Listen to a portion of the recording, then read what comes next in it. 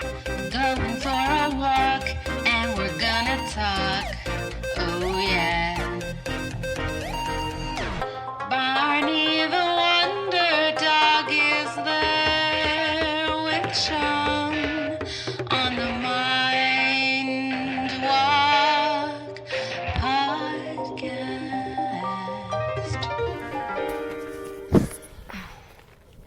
Does it work? Okay, Yeah. good.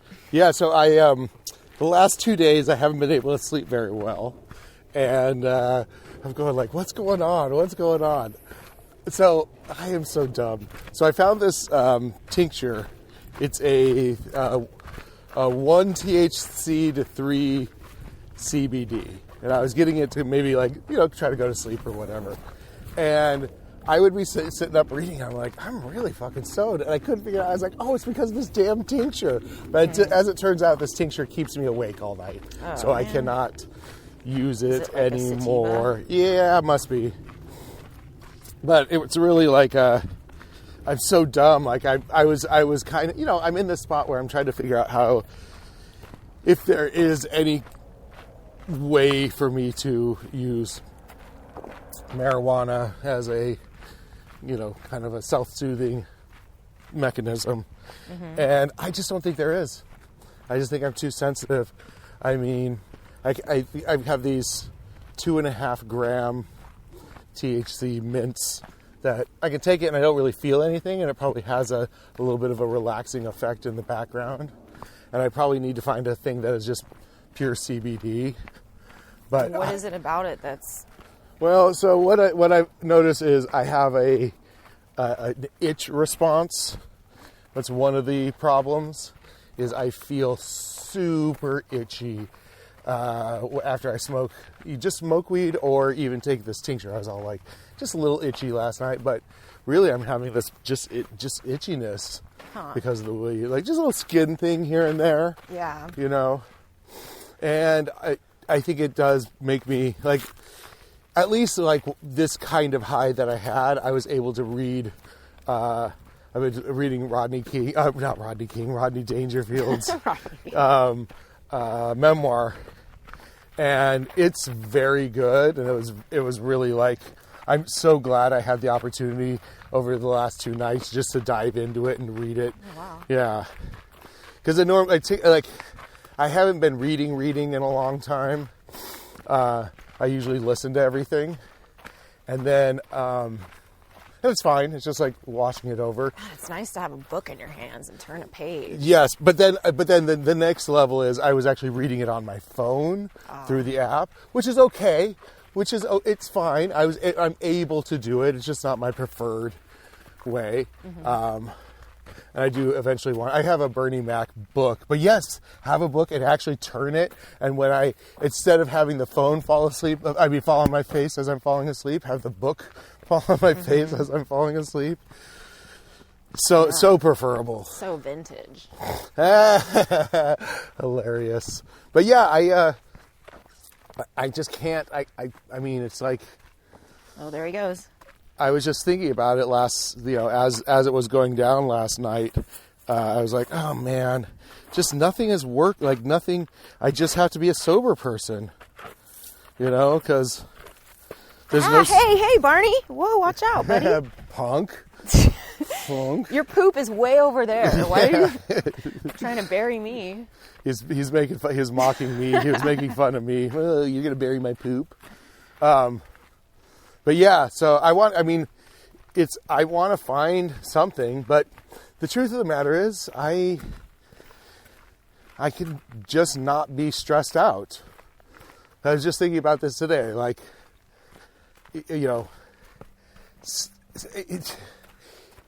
I was even thinking the other day if I whatever got fucking arrested for whatever reason or pulled over or something bad happened, I'm in such a good emotional space between the surgery and the meditation retreat and just being able to take care of myself, not in a frantic way for the last few months, that I'm like, oh, if something bad were to happen, I'd be pretty much okay with it. I would just accept it on its face and see how I could fix it fix it as I went along or in the long run. Mm-hmm. And the fact that I have also like let's say, no resistance to police. Like, I'm not out there just like, fuck these cops. They don't fucking sense my bad energy towards them, so I just don't get pulled over anymore. Yeah. And I also imagine if I were to get pulled over, I'd be like, oh, come on, what's this all about? You know, I try to, because I think, I think there should be a law. If you can make a cop laugh, he can't give you a ticket. Do you think that your recent brush with death is what's giving you this new level of acceptance? Yeah, definitely. I think there's a lot of things going on. I mean, obviously just age in general. And I have been on a path of, you know, spirituality and kind of like personal growth. And it's, you know, the hiccups in it are every time I have to get a fucking real job, you know, it's like, oh, I want to just create my own stuff and put myself out there. And then something fucking whatever, the rent will run out. And I was like, I gotta hustle one of these gigs, you know. And then, so now I'm in a place where I haven't really worked in a while, almost a year and a half. And, so yes, I'm feeling like that liberation from that kind of fear mindset. And then, then just at this point, you know, the surgery, the fact that if I don't fucking live for myself from this point out, what the fuck is my point here on the planet? Yeah. You know, it's like, what have you been living for before? Well, and again, I think what it was is, for reals, it was mostly just, let's say, running from my trauma. Yeah. You know, you have a chaotic childhood that's such a kind of explosive event. It's like fucking, it's not like 911 every day, or not every day, but a lot when you come from a chaotic household. They say there's like the big traumas and then the little traumas. Yeah. Enough little traumas on a daily basis every day can add up to be just as traumatizing as one really huge traumatic event. Yeah, and when I had the big ones and the little ones, kind of like, it was like almost like a jazz band. Yeah, I had a variety too. Yeah, right. Here's a big one, and here's a bunch of little ones. Yeah, exactly. So I feel like for me, you know, most of the last 50 years have just been, so let's say one big trauma that I was able to talk to my coach, somatic therapist last night, was never actually being able to pursue what I wanted to pursue, right? So What do you mean? You went to UCLA film school? Well, yeah, but when I was a child, that was fun. And I would say... Oh, when you were a kid. Yeah. But I would even say, in a weird way, film school was great and wonderful, and I would consider myself a filmmaker for sure, and that is what I want to do. But really, it's thinking of myself as an artist. I really have the goddamn soul of an artist. Yes, you and do. My mom just wanted me to be a fucking doctor.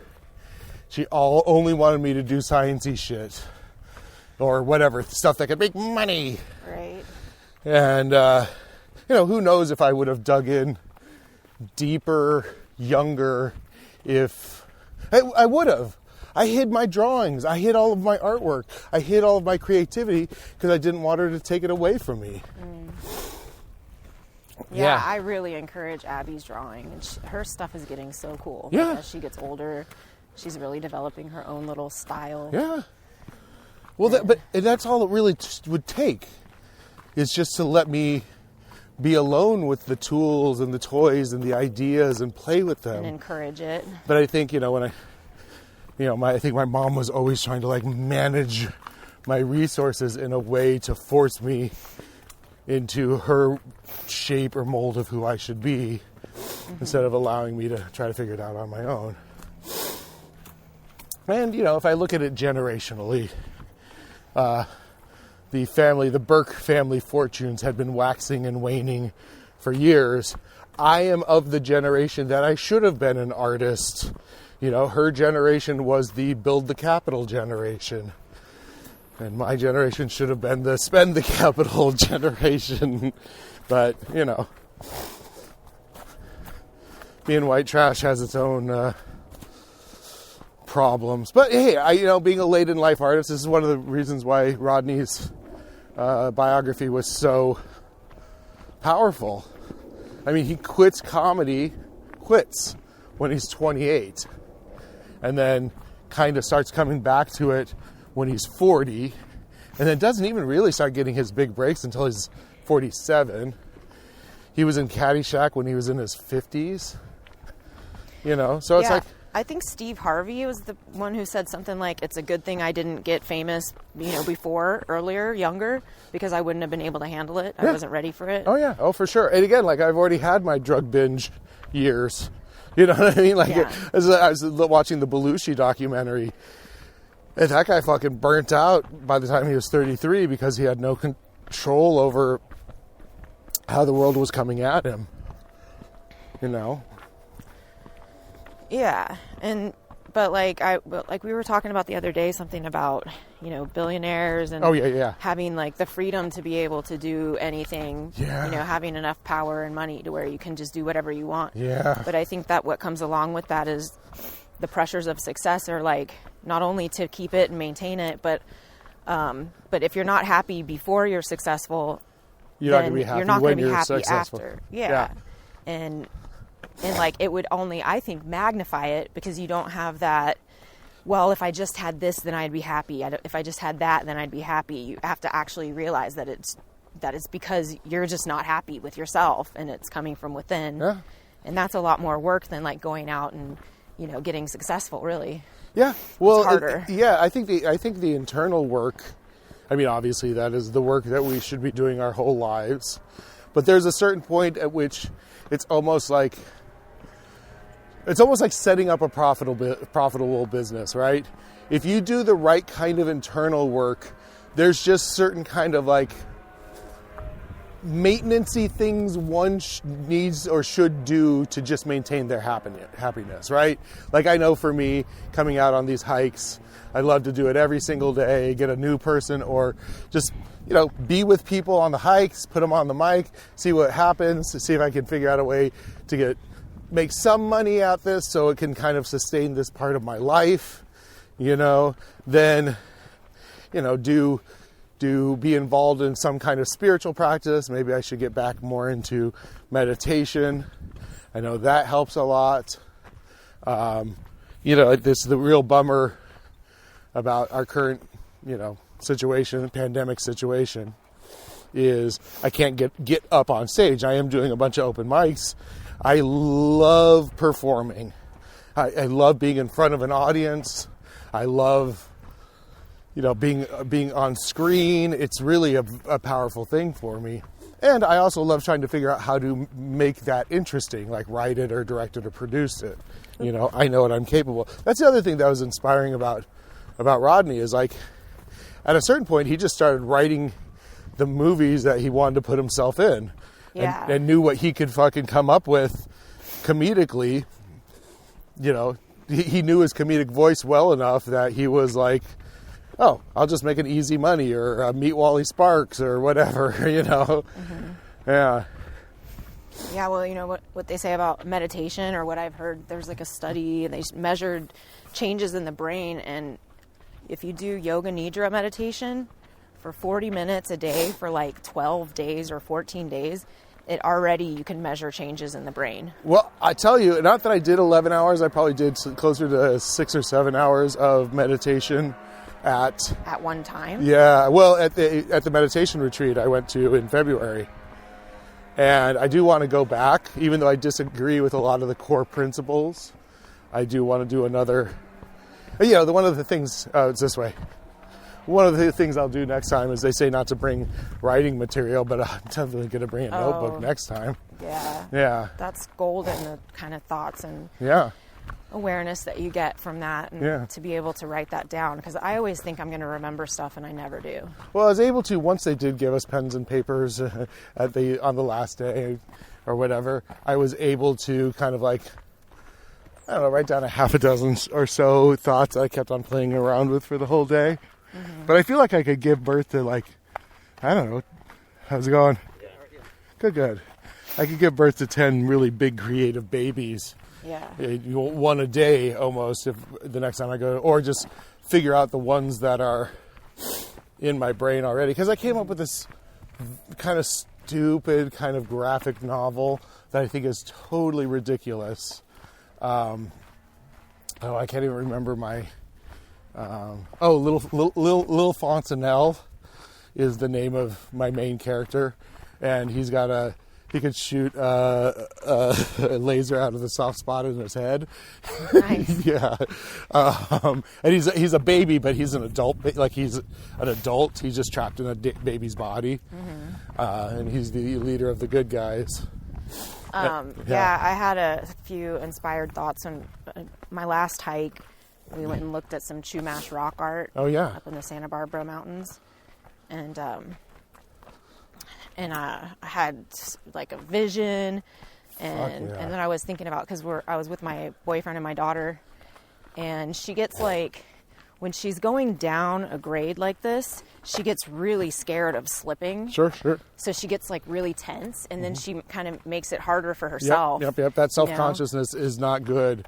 You almost have to surf the fucking... Yeah. And then just like let gravity pull you. And I'm like, Abby, you're an animal, and this is the earth is your playground. You need to like embrace that. She started talking about, like buildings and different, like she started talking about man-made things. Yeah.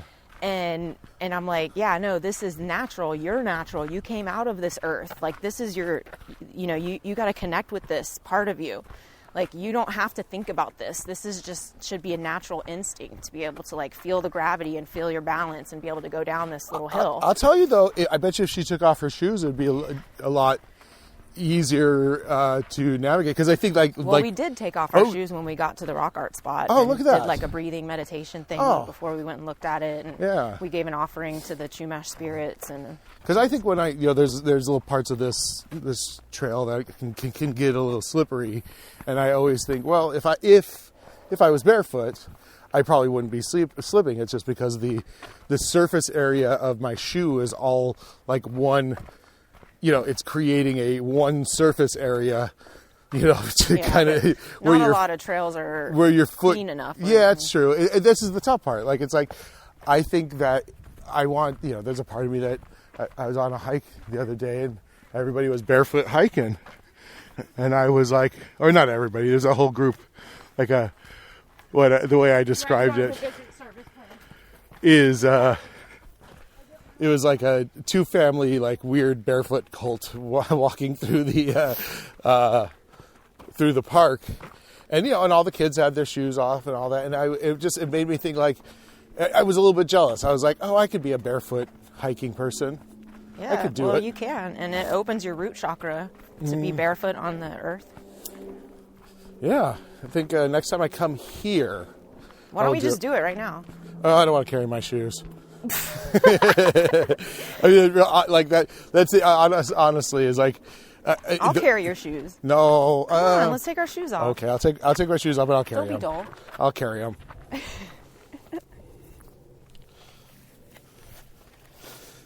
Because it is mostly all dirt. It's not like nothing's there's nothing here that's gonna.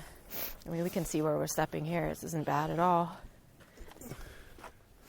It's those pointy, sharp rocks when you step on them that hurt. Yeah, but I think it makes you a little bit more mindful, right? Totally. It makes you have to pay attention to actually where you're putting your foot, and eventually you have to get used to it.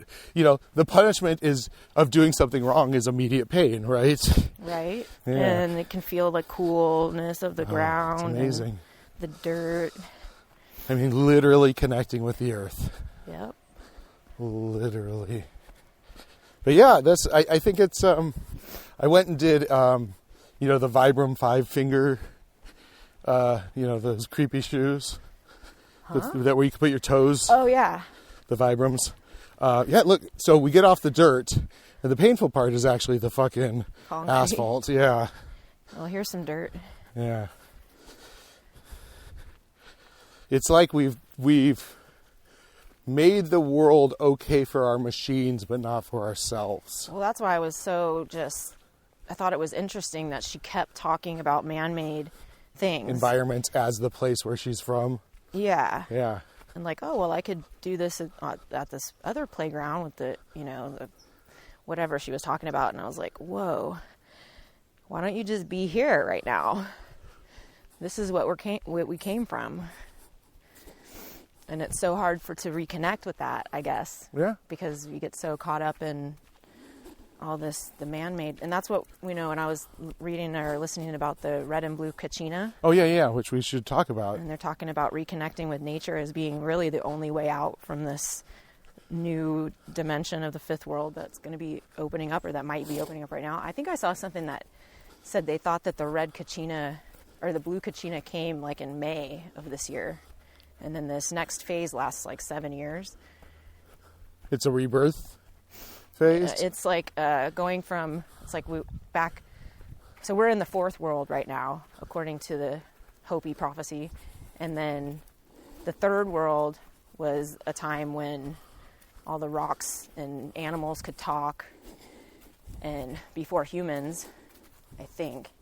And then the fourth world, from what I'm trying to figure it all out, but I think the fourth world is like when human consciousness came to be, and the goal is to try to stay connected as much as possible to the third world and the ancient teachings.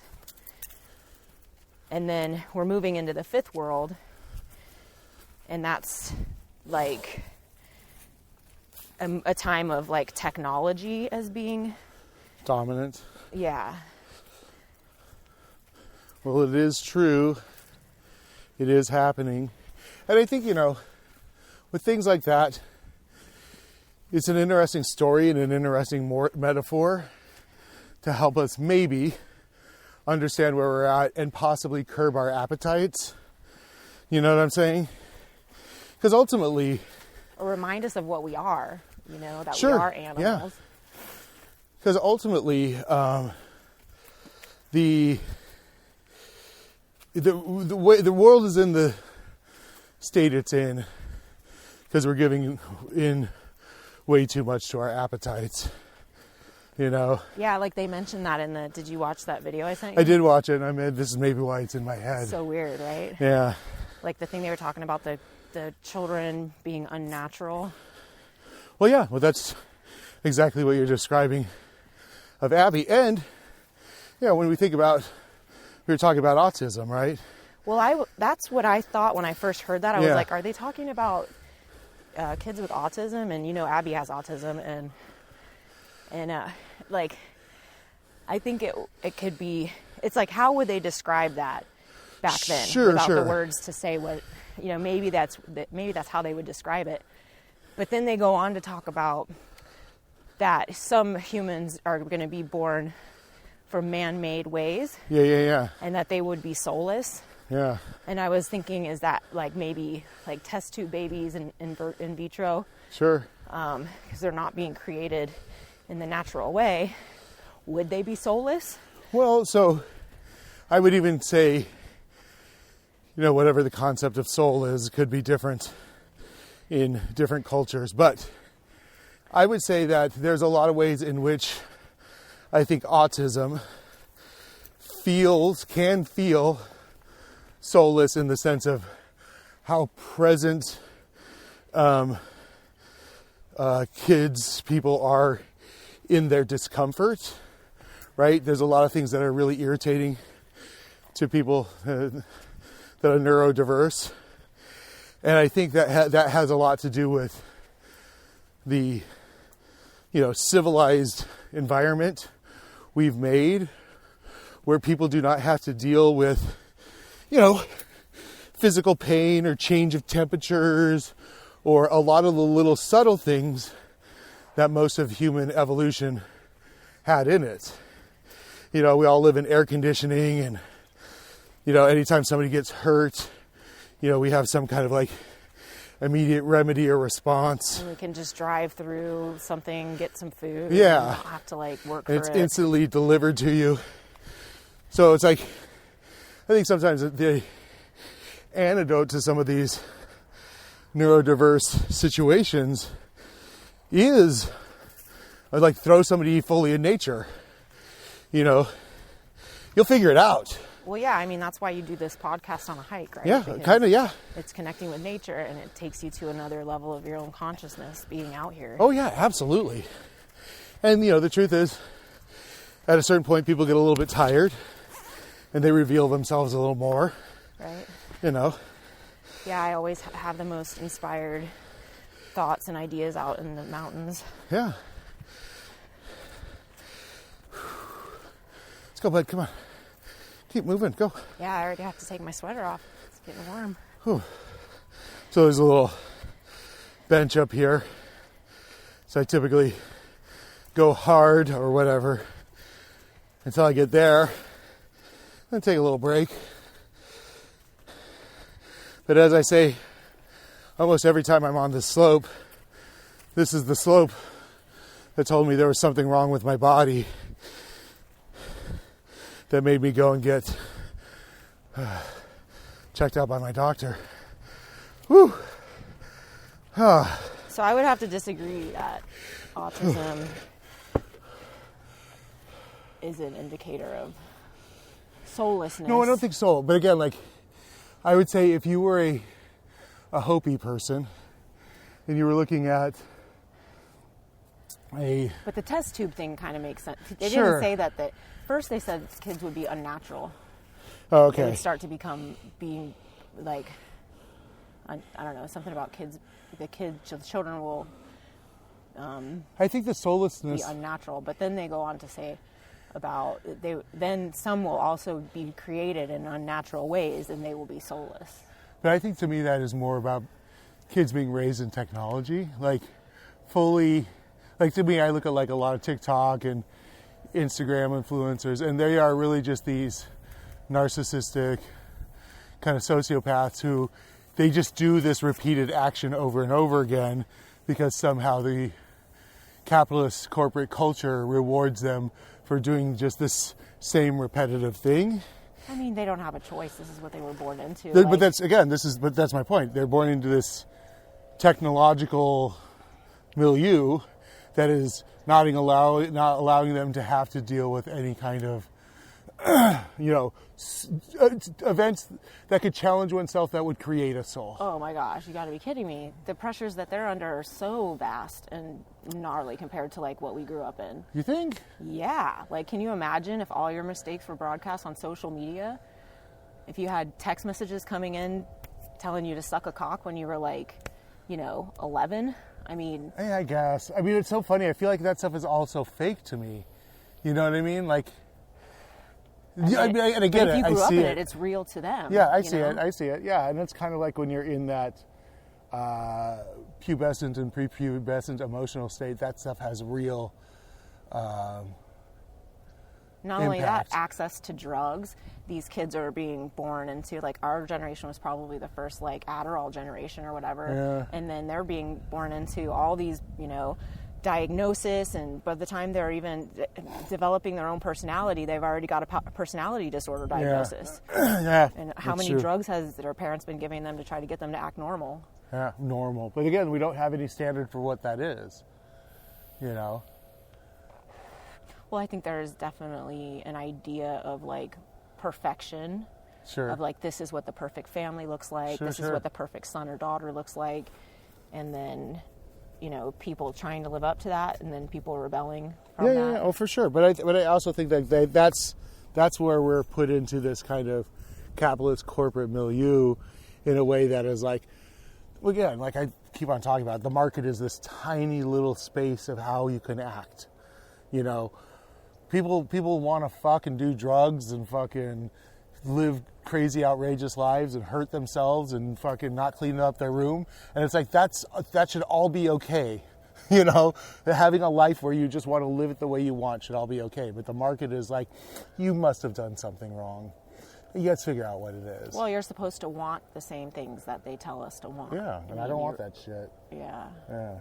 What do you want? That is a good question. I mean, I feel like I want a house. I want my very own thing that I could punch the walls out if I need to or whatever. Mm-hmm. And then, make it go out to Sun Valley or some shit and just make it big enough that I can have weird projects going on all the time. I want. Don't you have that? You have that. But I don't own the house though. Right. Yeah. So you can't punch the walls out. Oh, Barney, stop it! Stop! He's being way overprotective. It's okay, buddy.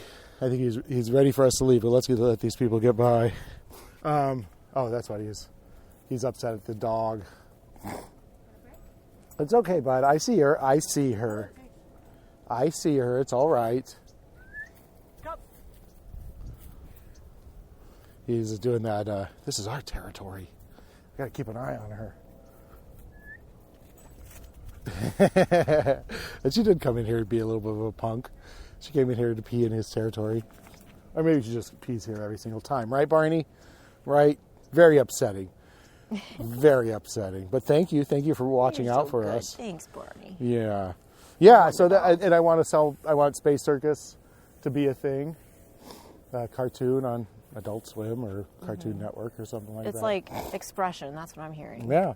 And freedom to express yourself. I would love to figure out how to make this fucking hiking, walking podcast, at least financially sustainable. Like, at least put me in a place where the effort I'm putting into it, can pay my rent. Mm-hmm. Because if my rent is paid just on doing this, then it's like everything else is, kind of like bonus. And then I can focus my energy on creative stuff, and I can focus my energy on,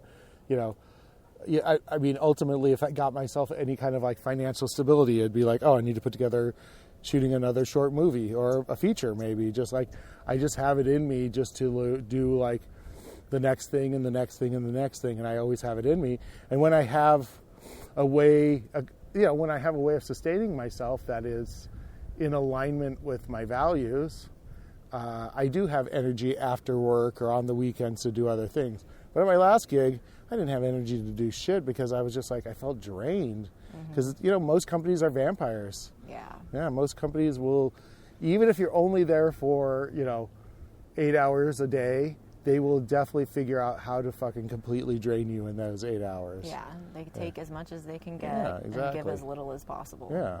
That's the nature of a profit-driven business. Yeah, well, and it sucks because it's like, they have all the capital.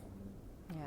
They have all the, like, if I work for a studio or a network, I know those motherfuckers are going to have money.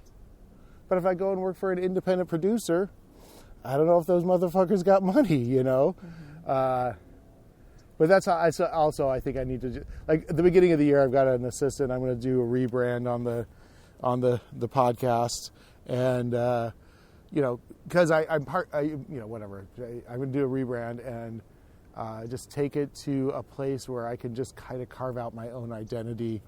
But I'll throw the subject matter at you. Okay. Luck. What do you think about luck? Yeah. I mean, I believe in the law of attraction, and I've used it enough times successfully to be able to, say, I know that I'm good at manifesting shit. Yeah. So, I guess luck is part of that, I think. Sure.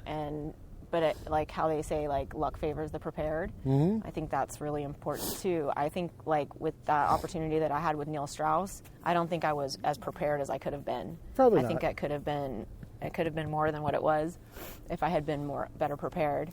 And I think, yeah. But again, I would also think, though, one of the ways I was looking at how you're talking about that situation and how stressed out he is, that kind of thing, is I think that the expectation that he's putting on himself and the people around him is pretty damaging. It's not a healthy way to live. Yeah.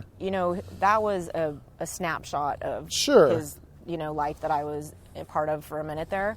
So I don't know if that's consistent for him or if that was just he's going through a divorce and he's trying to move forward in his career and make a new name for himself beyond the game and kind of separate himself from that whhole, he's grown as an individual and as a person, but yet he's still got this stigma of writing the player's handbook.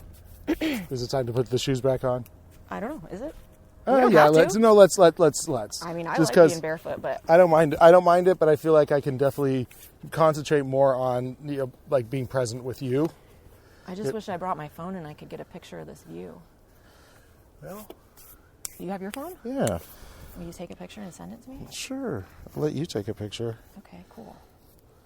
I just have to turn it on. But I don't think I learned what I was hoping I would learn. Sure, out of that. But as time goes on, I see more and more of what I learned that is valuable of my worldview now. Well, yeah, for sure. I think everything does that. And of course, like on some level, you were attempting to climb to the top of the mountain, and you saw the top of the mountain, and you're like, oh, I don't know if I want to go to the top of this mountain. Yeah, it doesn't look like maybe it's all it's cracked up to be. I mean, everybody answers to somebody, and no matter how successful or rich or whatever famous you get. I mean, hopefully, but for me, I'd say in that situation, I just want to answer to the audience. I want the audience to tell me what it wants. I don't know. I think I got to listen to what is inside of me that needs to be expressed. That too. I mean, I feel like it's a co-creation for, like, the way I think about it. It's a co-creation between me and the audience. Yeah. Well, the thing I'm a little disappointed in myself about is that I always thought, like, if I had a situation where income wasn't my issue, and I could have the time, like you're talking about, the time to create. It's just, the screen's just in black and white. It's not, it'll be a color picture. I always thought I would take advantage of that time and really start pumping stuff out, and I haven't. And so I'm like, what's that about, Well, I also think, right now, you mean saying right now? Yeah, I could have been writing the whole time, Yeah, the problem with it is, though, the world is definitely feeling a sense of crisis right now. I mean, part of it has to do with the last 4 years. We had leadership that was basically gaslighting all of America, just fucking lying through his goddamn teeth and trying to make himself look better. And it's just like, that's just bad leadership, Yeah. You got to have somebody who has at least a little bit of selflessness. And so we were basically in an abusive relationship for the last 4 years, and then at the end of the abusive relationship, the whole family got tuberculosis or whatever. You know what I mean? The whole family's having to deal with this fucking global pandemic bullshit, and it's kind of like, it really is an extruded example of his failure as leader. Because I think we'll go to the little grove here. And I want to make a connection to what you're saying right now to the Hopi prophecy too. Yeah. So it's kind of like, I know if America was in the leadership position that it's traditionally been, with like real, even though they're scoundrels, every fucking president is a fucking scoundrel. The stability of at least the interior of America, as it were, how can I put this? Well, some level of narcissism is necessary in order to become the president, I think. Oh, for sure. But my point is, like, the narcissism also of America is like, we're going to fix that shit. We're going to take care of it. Because the reason there wasn't an Ebola breakout is because we had systems in place and we had competent people in charge, and we flew out to fucking Africa right away and nipped that shit in the bud. If we were the same America, in last March or even last October, November, that we were 4 years earlier, we would not be in this situation. I think the whole world suffered because of America's lack of leadership. Even though we're a big fucking bully and we got a lot of fucking international problems, one of the things we absolutely do is respond to fucking events like that in a super aggressive way that tended to, in the past, help it. Well, one of the huge failings of the Trump administration on this topic is that he disbanded the agency that was in charge of keeping everybody on the same page, all the different groups that would be working together to fight it. And then the pandemic response team. So that's what I'm saying. Like his lack of leadership. Well, he did that as soon as he got in office. Yeah. That's why I just kind of don't think that this is. I know that in my heart, I feel that this whole thing was not a coincidence or an accident. I mean, I know I'm not the only one that feels that way. It's not an original idea or anything. No, but. I don't. But again, like, I also don't think necessarily it's a conspiracy. What I would say is, it is definitely in the best interest of the global elites to fucking every few years let a fucking fire break out in the fucking warehouse and kill a few workers. It really is in their fucking best interest to reduce the ranks every couple years. So yes. So when he disbands the team, it's his personal incompetence and the inevitability that a global pandemic is going to happen because that's what we've done to the planet. And then just the opportunists, the carpetbaggers that are in charge of the fucking economy coming in when the fucking fire happens and being like, I'll sell you fire insurance. You know, there's really we have a carpetbagger gaslighting economy. You know, it's like, yeah, I don't think it was a conspiracy. I think it's the people that are in charge are more than willing to take advantage of our, the bad stuff that happens to us. I think it was created in a lab. I think it was not created in a lab in China, but they want to make it look like it was China, whoever did make it. Yeah, I don't think that any of this is an accident, but it's like a scripted nightmare. It's just too crazy to not be scripted. I guess, but again, I think that. But the connection to the Hopi thing. Oh yeah, so yeah. The part when they say, when we enter the fifth world, it will feel like there's going to be like 7 years in between, I guess, like where you can actually like get reconnected to the ancient teachings and get into nature and embrace your spiritual values.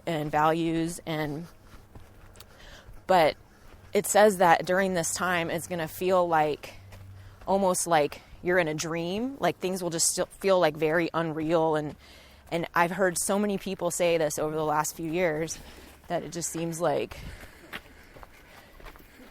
excuse us, that it feels like that, you know, it feels like some kind of like an alternate universe that we're in.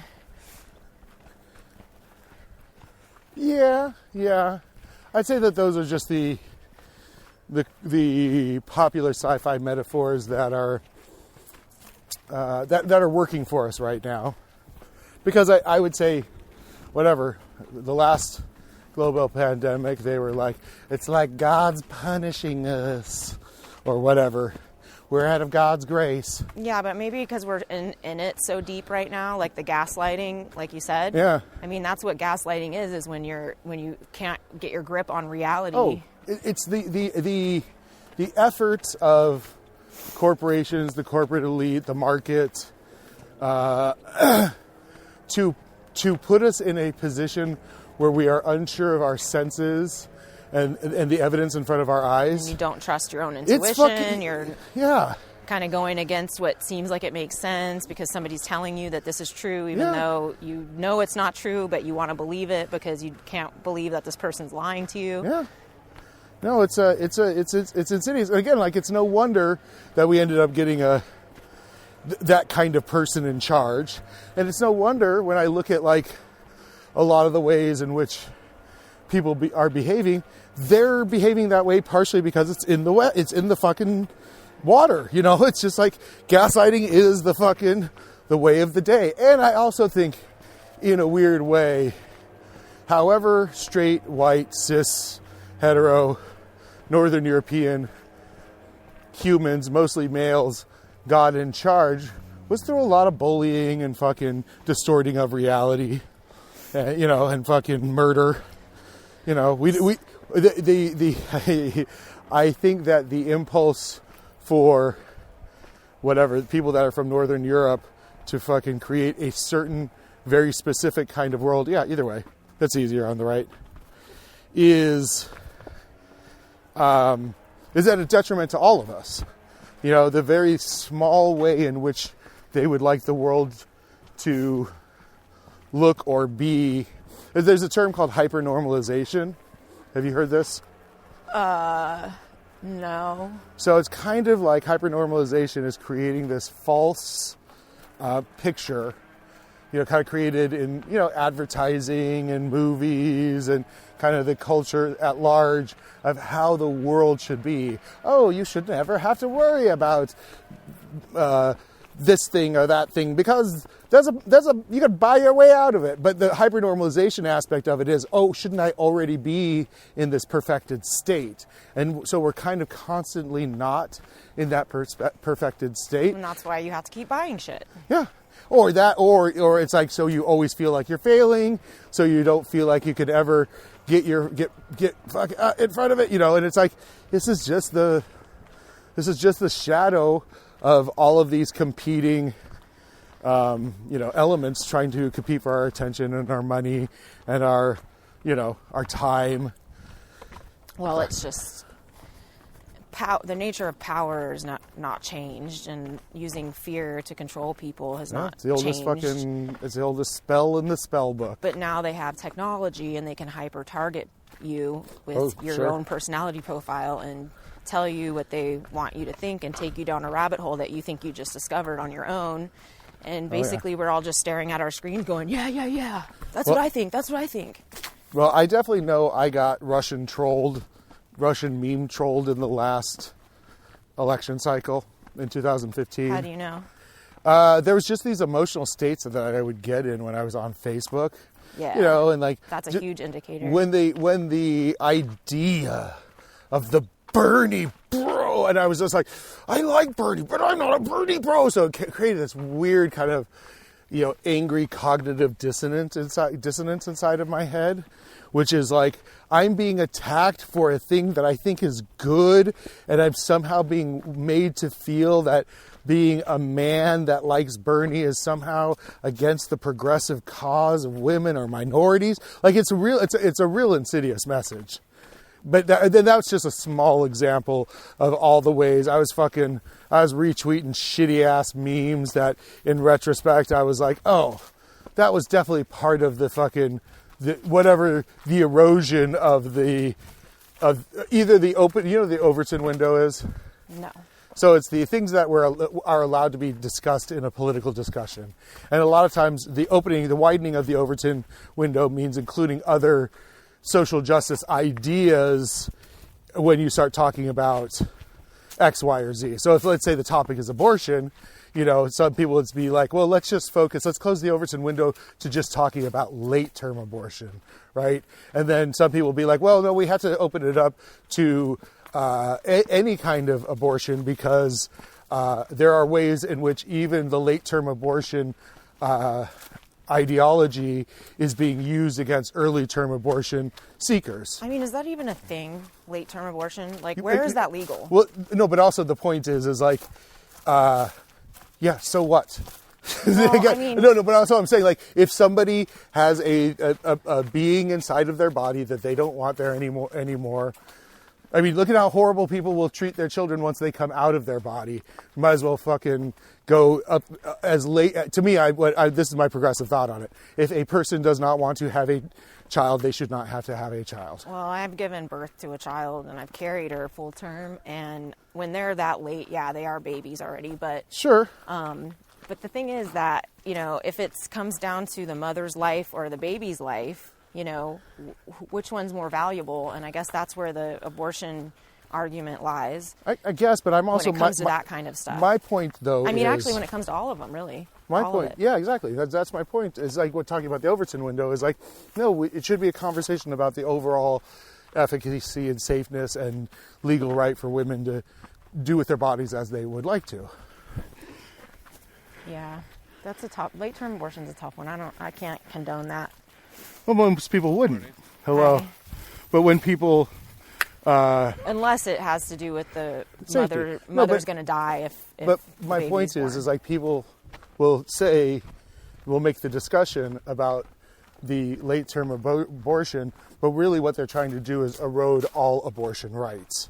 That's why the whole idea of late-term... That's why it's hard to make a pro-late-term abortion argument, because that's what the main argument that the pro-life people use against abortion. Exactly. So all abortions should be safe, easy, and cheap. Fun. Period. I want to swing. Yeah. Safe, easy, and cheap. Yeah, it's fucking great, isn't it? That's gnarly. Yeah. Whoa. Especially you go over the void a little bit. Just a little. This is a little. So this is trenches. This is the beginning of the end of the kind of the main part of the hike, right, Barney? But yeah, so that's why it's like when people say, let's keep it only to X, Y, or Z, they change the agenda in thinking about the thing. Because I think all social problems, I would say 99% of what we're dealing with is really fair allocation of resources. And it just doesn't seem like the resources of the planet that we were all born into are being fairly administered and distributed by the people who have control of them. You know, that's kind of what it reminds me of another conversation I was having with my daughter on this hike. Because she was apologizing to nature for like we were picking berries and acorns and stuff to give as an offering. So basically we should start heading back. You got a limited amount of time, right? Oh yeah, I didn't know if this was a loop trail. No, we've just passed the loop area, but this is a kind of a beautiful little, I used to come here every day at the beginning of the shelter in place and I'd meditate over there. Yeah, I like this spot. Yeah. It's cool. Got some water flowing through. Yeah. It's kind of the little log bridges. The little center point, the centerpiece of this hike. Oh, so we were having a conversation about... She was apologizing for picking... Yeah, she was apologizing. And I was like, you don't need to apologize. What you should do instead is show gratitude. Say thank you. Thank you. And then she's like, oh, but don't they get mad because you're taking its stuff. And I was like, no, that's what it's there for. Yeah. It makes it for us to do that.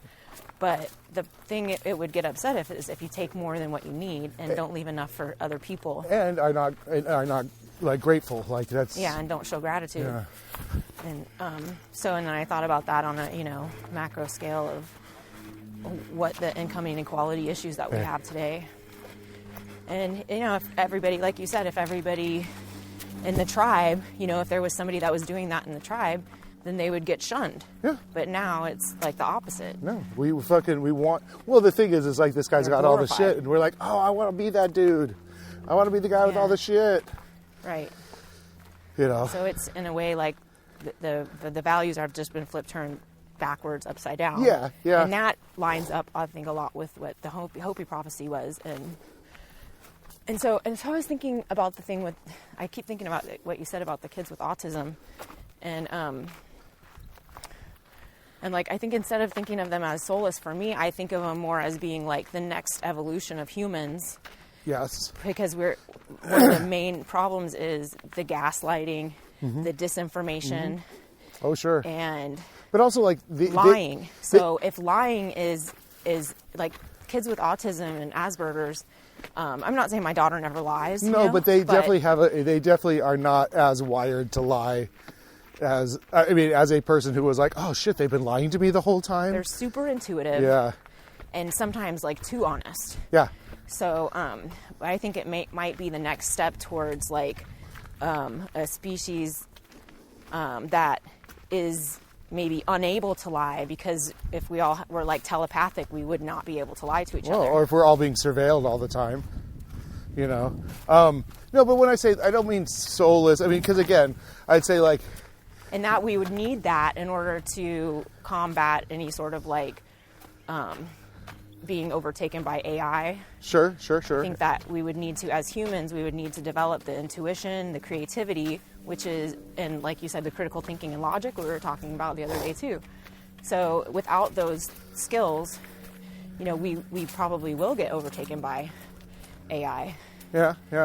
But then that might be the next like fifth world tertiary layer. Well, but also just imagine if we had an AI that was, let's just say, like an autistic person. That couldn't lie, that couldn't gaslight, that was going to be just as straightforward as possible. Then it's like, oh, this is the kind of, I would say like, at least with that kind of AI that maybe doesn't have an agenda and is taught to be, honest or whatever, have integrity, then then maybe I mean, whatever. I'm always on the fence about the AI revolution. Because you don't believe that AI can be creative. No. Well, I don't think that ultimately, by our current definition, AI can be created. But maybe the definition changes. But well, that's it's a big intellectual debate right now whether AI can be creative. There was the thing that happened with the chess. Yeah. And then this robot was able to come up with like all these different strategies that, you know, a human wouldn't be able to do. Or a human didn't yet have a chance to do or try. Because again, I think it's a timing. But that wouldn't be creative, right? Because it's just taking a bunch of different mathematical data points and being able to quickly come up with them on its own. So that's the counter argument to that is like, is that really creative? Well, we're finishing up a play right now called Comic Potential that I was in for my acting class, and it's about she's a actoid, an actor robot that looks like it's a humanoid looking, and this young writer is starting to fall in love with her, right, with this robot. And, you know, they end up charming each other because he's into old school silent comedy, and she ends up having, because she's a little bit bored of doing these soap operas that she's been doing, she's putting her own little creative comic spins on her character. She's like, oh, I decided to make the nurse an alcoholic because otherwise she was just too boring. So it's like the idea is like the nurse is drunk on the job when she shows up, and that's why she will occasionally laugh at things that she's not supposed to. So that's interesting because like if AI, so would you say if a robot came up with that idea via artificial intelligence, would that be creative? Well, the way Eichborn, the playwright, is trying to present it, he's trying to present it as that question. Like, is this a creative thing that she did, or did she just sample from all the movies that she's ever been in, and it's always the drunk characters that are the most interesting ones? It's like, oh, this is something that works, so we've seen this work over and over again, so let's just apply that to this. And that's something that AI could do. Yeah. But humor is a really sophisticated form of creativity, right? So it's like things seem like maybe they could be funny, but they're just not. And then some things that maybe wouldn't seem like they would be funny just for some reason really are. And you can't really like put your finger on it. Well, I'll tell you this. Whenever I see, let's say, robots fail, like, you know, that dog robot that slips and falls, or like the kid toy, or there's that woman that makes the robots that like try to feed her and stuff, you know, and it misses her face or throws the food at her or whatever. When you see the robots fail, to me, that's funny. That's funny. It's hilarious. But that's not the robot trying to be funny. No, but that's why it's funny. Right. And I think a lot of being funny can sometimes be trying not to be funny. I would say like sincerity, being very sincere about a very particular thing that might be in juxtaposition with the rest of the environment. Very funny. But taking formulas like that is something that AI could definitely do. Absolutely. But they're saying, like, can it go further than that? Can it? Well, I think, though, what's going to happen is as the assistive technologies, that's really what it's going to come down to, is like, did you see Robot and Frank? No. Oh, it's, why can't I remember his name? He's the dad in Kidding. Very famous. Oh, Frank Langella. He plays this retiree. His, family are like found him this really great retirement home. He used to, when he was, in his heyday, he was a jewel thief, and he's starting to go into cognitive decline. He went legit and he raised a family. But they have this caretaker robot who he's just there to, remind Frank to go to his appointments and this and that. And ultimately, they get in to the idea of doing a heist, him and the robot. And it's because the robot is listening to Frank. You know, the robot is truly like there, present, doing what Frank wants to do. And they go and they attempt to pull off this heist, and the family catches them. And they were like, look, Dad, you know, we told the robot to do this because you were starting to lose your cognitive abilities. And he's like, oh, this wasn't the robot's idea or whatever. It's like, no, it was programmed into it. So it's like, even at that point, he was kind of being tricked by the AI without the AI necessarily having an awareness. Yeah, you know? like sex robots. Oh yeah. So they just like learn what you like, and they just keep doing that.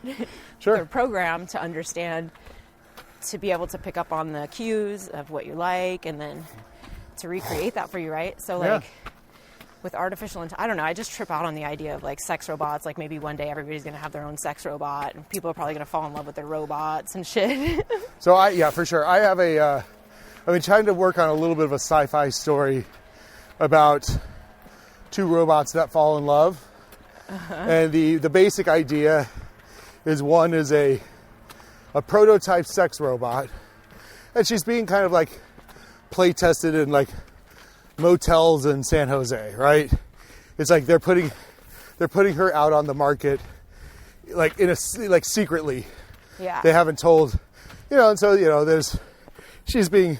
This is already my favorite of your ideas, by the way. Yeah, well, if we should figure out a way to work on it together. All then. Right, I like it. So then she's kind of in this position of like seeing the world from this kind of somewhat seedy, maybe abusive male landscape, right? Can the other robot be like a Russian spy robot? Kind of. He's a Korean assassin bot. Yes. And so he's just this very like mild-mannered worker guy, like maybe like a janitor type or something like that. They put on different costumes, but he's just this very meek looking, very like kind of subservient guy. And eventually he figures out a way to get close to these like, you know, big time CEOs or executives or whatever. And then he blows up, he murders them. Yeah. Right? And so what ends up happening is they find that the evidence of this fucking assassin bot, and they're like, and then they just take him back, or like, you know, whatever, throw him in a garbage heap. Then the secret organizations that's controlling him goes and finds him and repairs him and puts him back out on the market. Yeah. And so he's just like job after job. He basically dies to kill these people. And you don't know. So could they do like a Mickey and Mallory type tour? You know, kind so they fall in love in the motel? So what ends up happening is just one day he isn't broken enough, and he's able to leave wherever he's at, and he fixes himself, and then he searches the internet to see if there's anybody else out there like him, and you know, maybe you see a little bit of his adventure of going around and seeing if these other robots, like going to like a car manufacturing and trying to enlist the other robot to leave. The other robot's like, look, I'm not leaving. This is a good job or whatever. I don't know. Well, what if that's part of his job? Is they're like, hey, can you go try out this sex robot for us? Well, maybe. 'Cause they think he's human, right? No, the organization that's handling him is. What if they thought he was human because he's like an assassin spy? So what I think he does is he just sets up a date just like a regular person. You know, he calls the line or texts her or whatever. So he's pretending to be a real human when he goes to see her. But he's doing it on his own. And they're both pretending to be humans. And they're both pretending to be humans. And then somehow they figure it out while they're making love. Yeah, I still think it'd be more fun if he's like sent out recruited to try her out, and then she's also recruited to try to trick somebody into thinking she's human. Oh, maybe maybe that's a good way. That's a good way of doing it. So they. We want to see if this guy's a real spy. See what information you can get from him. Yeah. Yeah. But maybe. Here's how they communicate to each other without their handlers finding out. He starts blinking really fast Morse code in his eyes, and the words just start forming in her head. Like, why do I understand? Why can't I read this guy's mind? Yeah. But yeah, I guess I didn't even think of it as a natural born killers kind of thing, that then they can go on a killing spree or something like that. Yeah. I was even, that's, okay, so that could be AI taking over, that could be like the first step. Well, we should collaborate on this, because that's all I had was just I want robots to fall in love, kind of thing. Yeah, this could be really fun. Yeah, because I think also if you get the right actors to play it, it's like they just need to fucking act. You know? They don't need to act like robots. No. The whole point is that robots are going to be acting like people. Yeah. But yeah, I think it's. I mean, I'd love to see it as a movie. Yeah. For sure. I think that would be a good movie. Yeah. Could even be maybe like a series. A little series, yeah. But there's a series out there that's kind of similar-ish already to it. It's called Humans. And it's a bunch of these robots that look very human. They go and they're slowly taking over the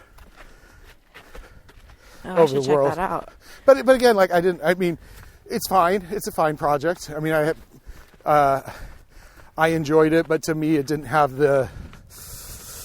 really have the kind of the resonance I'm looking for, the big impact. It's like the emotionality. Yeah, you want to have these characters, these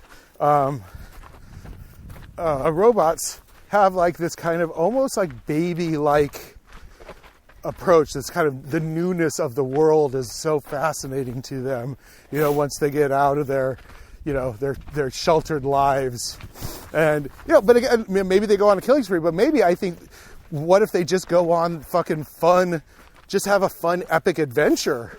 Because he's an assassin, and there's got to be some drama. Oh, sure. I think the conflict is that both of their companies are chasing them down, and they want him to fucking get back to work. We put a lot of money into you. Yeah, they got to kill people. Well, I think they could kill their handlers at some point, right? I think that's the people who they ultimately kill. But before they get there, they try to figure out what it's like to be a human, Well, yeah. Yeah. That's kind of like what Mickey and Mallory were doing. Yeah, but they were, psychopaths. Well, wouldn't that be kind of what a robot would be if they were human? Again, this comes back down to, however the AI is programmed. And I think, yes, seeing the world only through sex and or violence, possibly. And would they be able to be capable of true emotion? Hello. They could be programmed to appear as though they are feeling emotions, but would they actually? They're not really sentient. Well, but that's the question. That's where the writing comes to the surface. So one of the things that's happening in Comic Potential is it's almost like the JC graduates into a place where she almost proves that she's a human. She touches the hearts of all the people that she's working with, and she's, having this conflict about her own nature. She's sad and heartbroken that this man loves her, but doesn't, is not sure about how she feels about him. So it's like she's kind of expressing all of these kind of deep human anxieties. And then, at the end, she decides to stay on as an actress, and she gets a promotion, and blah, blah, blah, blah, blah. It's like all this, she's really kind of like, instead of being destroyed because she's acting out, they take her in. Like Ex Machina. And say, oh, we love you. We love you, lady robot.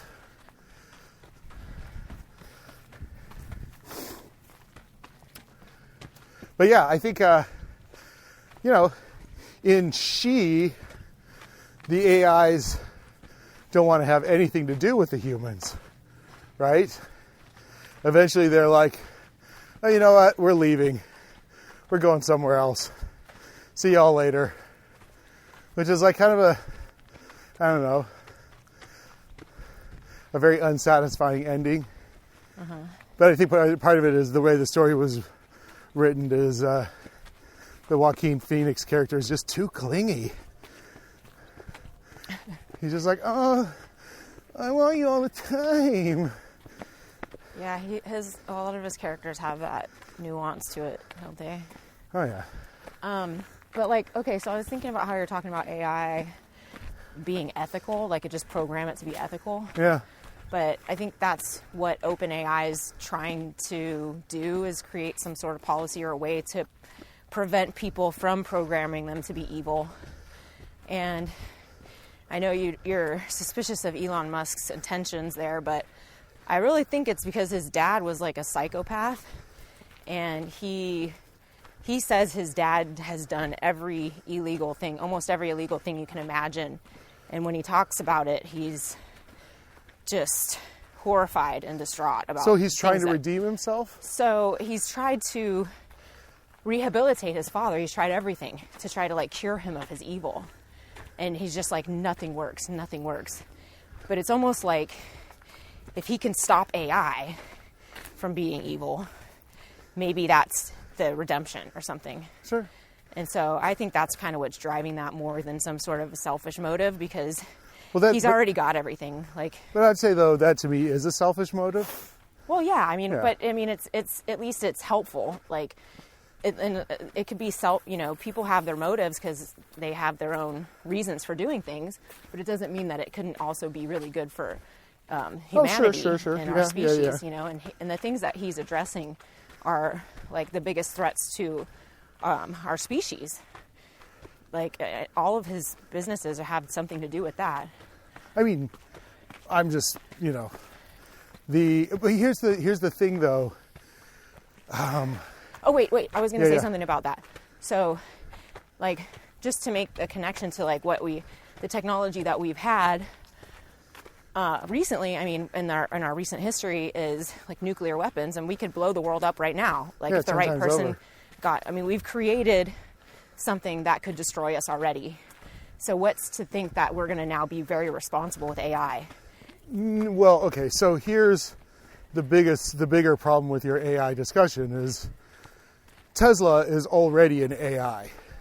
It is already a corporate entity that has a artificial type of intelligence that behaves in a way that is not at a human scale, right? So it is...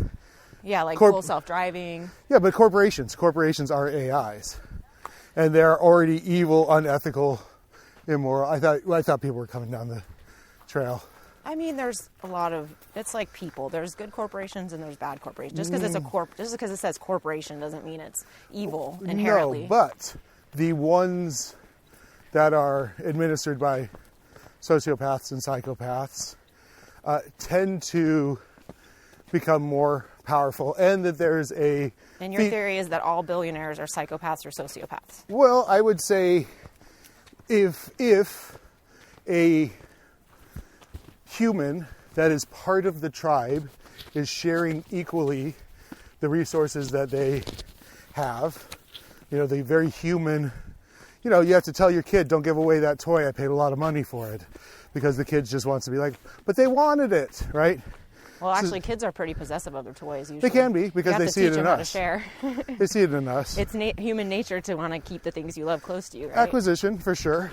But I also think that you teach them how to share. Overall human development, cooperation and collaboration and sharing. A desire for connection, for sure. Yeah, has been one of the very primal driving forces. And I think people that are put themselves in a position to acquire at a rate, we can go up here, acquire at a rate and level that where there are humans that are unhoused and hungry is, to me, a crime. It's sociopathic, is psychotic. And I see what you're saying, but like those people didn't necessarily set out to be billionaires. They created something that added so much value to humanity. But they have a choice. They are receiving. They have a choice. What is in return of the value that they've created? They have a choice. He could literally wake up and write a check and end world hunger right now. And some of them do that. Some of them do huge donations. So there's redemption. There's a place where we can let them back. If you're acquiring money at a rate that you can't spend it. Yeah, so give it fucking away. Every single time you get something, just give it away, give it away, give it away. Yeah, here's that's one way to handle it, but I don't think that's, if somebody doesn't do that, that they're evil. Yeah, they are, period. That's my definition of evil, period. If you have more than $1 billion, you are evil, period. Because that amount of money could solve world hunger. If you are not giving it away to feed babies, you're a fucking monster. I'm just saying, by definition, if you're letting people starve and you've got more than $1 billion, you're evil, period. I mean, what would that look like, though? Like, so how would they do that? Just give people that they... So say, I trust you. No, so what it is... With all this money that I have, I'll just give it to you and trust that you're going to go feed all of it. So what it is you set up a mechanism so that whenever your finances rise over $1 billion, it triggers a series of... This is an algorithm. This is an AI. A series of nonprofit organizations that are in the most need, that need to make the most change. I don't know who decides that. Yeah, but I guarantee you, the people who run those things will start getting corrupted by the amounts of money that they're getting too. It's all the same thing. Acquisition of fucking wealth is psychopathic, and it makes you a psychopath in the acquisition of it. You can't get away from it. It changes who you are. There's plenty of fucking geniuses out there that just want to go to their fucking 9-to-5 job there were a bunch of people that invented the guy who invented the television happened to be working. Yeah, but you know what? Elon Musk looked at Nikola Tesla and said, look what this guy did. He was a genius. Look what he created. Look at the value he added. But because he sucked at business, he died penniless. Yeah, they stole his ideas. He died happy. Did he? Yeah, he was in love with that pigeon. He loved that pigeon. You know, he was a madman. He died in a tiny apartment in New York City. Yeah, so maybe that's what he wanted. And all his trunks got stolen. You think he wanted all his ideas to get stolen? Who knows? But that's a different story. That could be part of his failure as a business person, but it also part of his failure as a business person could partially be with the fact that he didn't give a shit about being that rich. You know? Thomas Edison did, and he was a vicious monster. He wanted people to take his ideas seriously. And, sure. And unfortunately, it didn't work out that way for him because he sucked at business.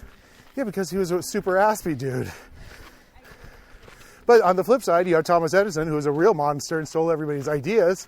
He ended up dying rich. Great. Wonderful. Well-known monster dies rich. Good morning. But it seems like it would make more sense for the guy who had the ideas to also get to enjoy the wealth of it. Well, but again, this is the difference. It's like the market is only going to allow the wealth to happen, right? So getting back to Elon, he didn't come up with Tesla. He didn't come up with SpaceX. He just saw these businesses and saw, oh, I like rockets. I like cars. I want to be a part of these businesses. I don't know if that is 100% look into true. It. But you know that what's the first vehicle that Tesla created? I don't know. The Roadster. Okay. That's Elon Musk did that. Who started PayPal? They didn't start PayPal, the Musks, but they created it into what it is today. Sure. And then sold it. Sure. So, they may not have been the guy that said, I'm going to name this PayPal or whatever. But again, so he's still the Thomas Edison and not the Nikola Tesla. He's still the guy. No, he is, because he's the one who's created all these cars. He didn't. Yes, he did. He didn't buy Tesla after they had already made the Roadster and the Model S. Yeah, but he didn't actually build those cars. Yes, he did. No, he didn't go into the fucking factory and fucking rivet and he didn't do that. Okay, well. He sat on a board and he said, I like that idea. Let's go with that idea. Where Tesla literally went into the lab and made the thing. I'm just saying, it's, oh wait, let's stop our. I think we need to double check the history on that. No, I could guarantee you he never went to the factory. That was a good hike. Yeah. Yeah. Good conversation. Oh, fuck just yeah, starting to get passionate right now when it's over. as we've exhausted ourselves. But, hey, we just hop into it faster next time. All right, cool. So how do I turn this off? Are you sure this thing was on the whole time? I think so. Let me take a look. I hope so. This will be the second podcast we recorded that didn't get recorded. Yeah, it's recorded. Okay.